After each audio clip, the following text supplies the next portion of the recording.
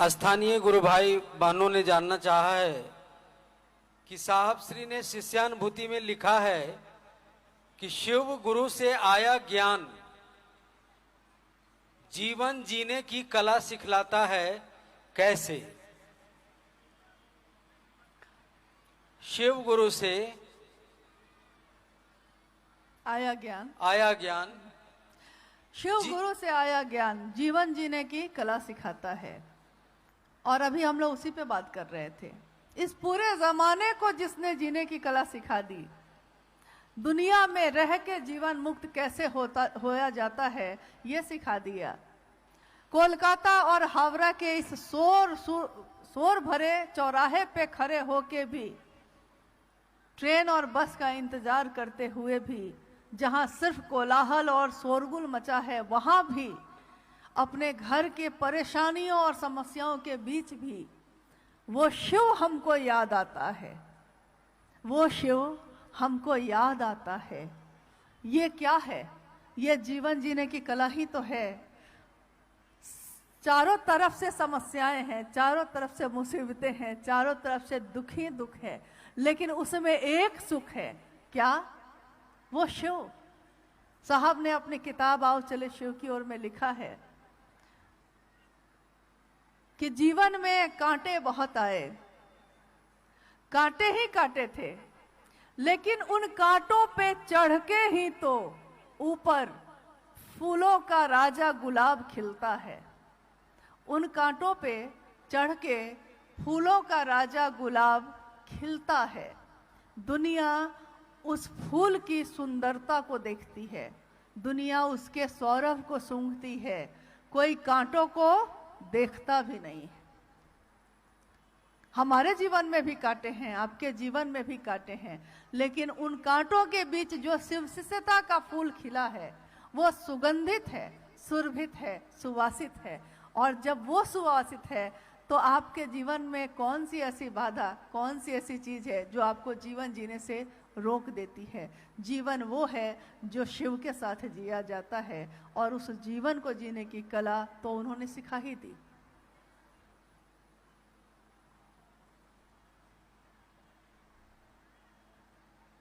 भाई ने जानना चाहा है कि शिव गुरु के प्रति साहब कहते हैं कि शिष्य भाव प्रगाढ़ होकर व्यक्ति का स्वभाव हो जाए, ऐसी स्थिति सामान्य नहीं है। आखिर ये स्वभाव हो जाए, साहब क्या कहना चाहते हैं? व्यक्ति का स्वभाव हो जाए। पहली लाइन क्या है? शिव गुरु के प्रति शिष्य भाव प्रगाढ़ होकर हाँ, शिव गुरु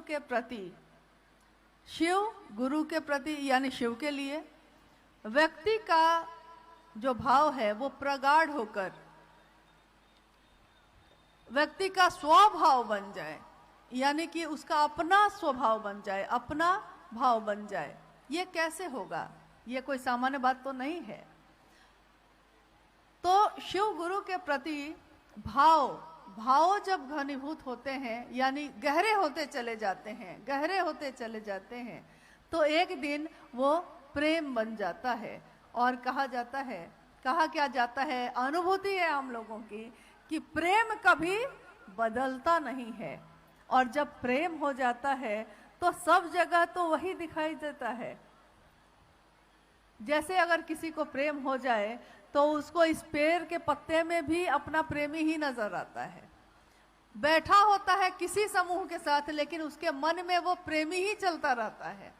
तो जब शिव की बात हम करना शुरू करते हैं और लगातार इस काम को करते रहते हैं, तीनों सूत्र करते रहते हैं, तो होता ये है कि धीरे धीरे ये घनीभूत होता चला जाता है, ये भाव गहरा होता चला जाता है। और एक दिन ये हमारा स्वभाव यानी सहज तौर पे हमको हमेशा शिव याद ही रहते हैं, अलग से याद करने की, अलग से प्रणाम करने की जरूरत ही नहीं पड़ती। अच्छा, चलिए हम लोग आप लोग से एक बात पूछते हैं। तुरंत आप लोग हलचल में आ गए कि पहले कौन निकलेगा, नहीं तो भीड़ में फंस जाएंगे, पहुंच ही जाएंगे आप। शिव जगत के गुरु तो शास्त्रों में भी थे, शिव विश्व गुरु तो आज से हजारों वर्षों से है, लेकिन इस काल खंड में हमारे जीवन में शिव मेरे गुरु हो सकते हैं, ये आपसे और हमसे किसने कहा? कोई बोल नहीं रहा है। हाँ, मतलब हम लोग को होता नहीं है, हम लोग को याद करना पड़ता है कुछ चीजों को। बच्चा जब पहला क्लास का पढ़ाई भूल जाता है तो उसको कहा जाता है कि अपना बेस, अपना जो आधार है उसको थोड़ा मजबूत करो, फिर से पढ़ो। तो उन्होंने कहा, साहब हरिंद्रानंद जी ने 3 सूत्र हमारे जीवन में किसने दिए? साहब हरिंद्रानंद जी ने। शिव की शिष्यता एक राजमार्ग है और मंजिल है भगवान शिव, ये रास्ता किसने बनाया? साहब हरिंद्रानंद जी ने। और क्या इस रास्ते को बनाने में उनके मन प्राण लहूलुहान नहीं हुए होंगे? धूल धूसरित नहीं हुए होंगे? हुए होंगे। लेकिन सोचिए उनका भाव क्या है। वो कहते हैं, मैं शिव का शिष्य हरिंद्रानंद। और जब वो ये कहते हैं, वो बोलते हैं कि जब भी मैं ये कहता हूँ या जब भी मैं ये लिखता हूँ कि मैं शिव का शिष्य हरिंद्रानंद, तो आप सावधान होकर सुनिए, क्योंकि उस समय मैं अपने गुरु शिव के शिष्य के अलावा इस धरती पे किसी भी और रूप में नहीं हूँ, मैं किसी का नहीं हूँ उस समय। तो वो कहते हैं कि मैं शिव का शिष्य हरिंद्रानंद पद प्रक्षालन करूंगा, यानी पैर धोऊंगा उन सभी का जो इस रास्ते के पथिक हैं या जो होंगे, यानी इस रास्ते के यात्री जो हैं, शिव शिष्यता पे चलने वाले उनके भी, और जो होंगे ये कौन कहता है? अगर हम आपसे ये कहते हैं कि कल भी हम यहाँ मिलेंगे, तो ये तो हम तब कहेंगे ना जब हम यहाँ होंगे। तो वो कहते हैं कि मैं करूंगा, उस समय भी करूंगा, यानी वो हमेशा रहेंगे, कहीं गए नहीं है और न कहीं जाएंगे।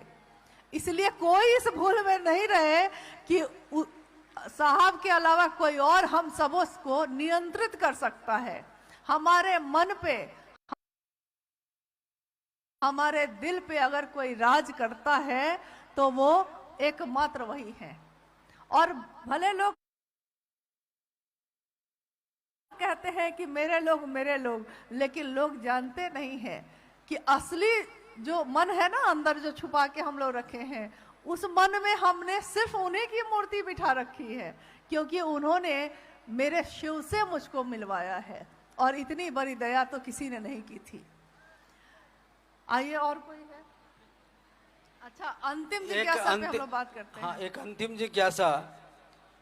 साहब श्री तीनों सूत्र में भाव जागरण की बात लिखते हैं और कहते हैं कि दूसरा सूत्र भाव जागरण की अनुपम विधा है।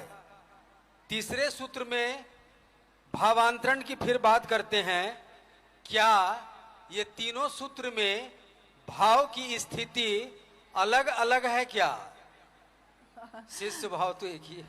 शिष्य भाव तो एक ही है, लेकिन पहला सूत्र, यानी कि अगर शुरुआत ही हमने मजबूती से नहीं की तो बाद के सारी चीजें भी हल्की होती चली जाती हैं। अगर कोई रिश्ता बना है और वहीं पे शुरू में ही मजबूत नहीं हुआ, तो फिर आप उसी मजबूती से उसकी परवाह भी नहीं करते हैं।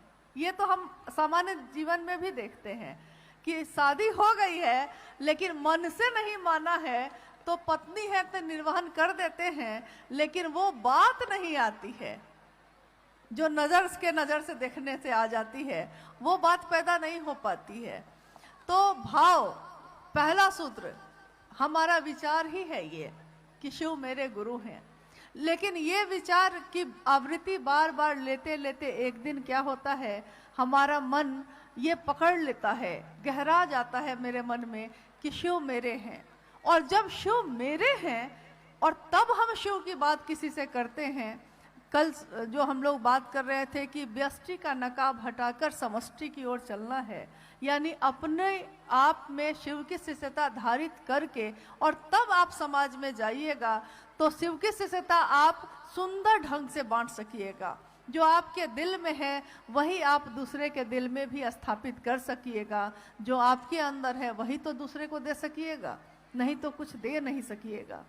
तो दूसरा सूत्र जो है भाव पैदा करने की सबसे सुंदर अनुपम विधा है, यानी कि वो बात जिसको हम बार बार दोहराते हैं, इतनी बार दोहराते हैं कि हमारे मन में उसका ऐसा निशान पड़ता है कि वो निशान फिर मिटता नहीं है, वो हमेशा के लिए हो जाता है। और भावांतर्गत यानी भावांतरण, यानी इस भाव का शिव के भाव में जाना, ये तीसरे सूत्र में हम उस भाव में चले जाते हैं जब हमारा मन सदैव शिव को प्रणाम करने की स्थिति में होता है।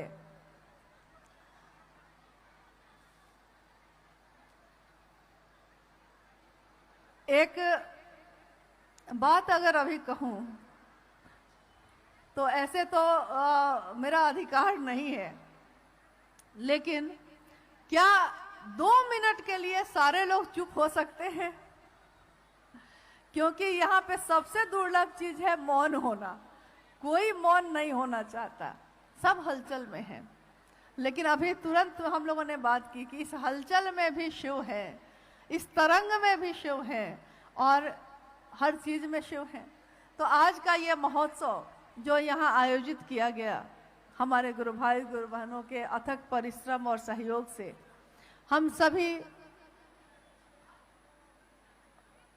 उनके लिए ये कहते हैं कि आपने जो ये मेहनत की है कि मेरे गुरु शिव सबके गुरु हो जाएं और सचमुच में हो जाएं, इस उद्देश्य की पूर्ति के लिए, इस उद्देश्य की पूर्ति उस महादेव की दया से हो। साहब दीदी की उपस्थिति है और उनकी उपस्थिति ये कहती है कि हम सबका जीवन शिवमय हो, सुगंधमय हो। साधुवाद देती है माँ दीदी ने अलमानंद, जो साधु होता है वही तो दूसरे को साधुवाद दे सकता है। हम सब नमन करते हैं अपने गुरु शिव को, साहब दीदी को, कि वो हमेशा हमें अपने आश्रय में रखें, हमेशा अपने साथ लेकर चलें।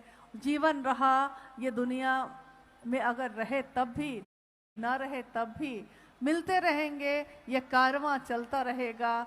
ये शिव शिष्यों का कारवां है, ये बढ़ता चला जाएगा और बंगाल ऐसी जगह साबित हो जहाँ के हर घर में शिव शिष्यता का दिया जले। ये कल्पना साहब ने की थी, ये सपना साहब ने देखा था। उस साहब के सपने की पूर्ति के लिए आप सब अपना योगदान दें, अपना सहयोग दें, बस इतनी ही प्रार्थना है। और आप सबों से आज हम लोग विदा लेते हैं। अपने गुरु शिव के लिए अपने अपने रास्ते पे हम सब चलते रहेंगे। और यह हमेशा याद रखिएगा कि अगर साहब दीदी का साथ लीजिएगा तो कहीं भटकाव नहीं है, रास्ता बहुत ही सुंदर और फूलों से भरा है। आप सबको मेरा प्रणाम है।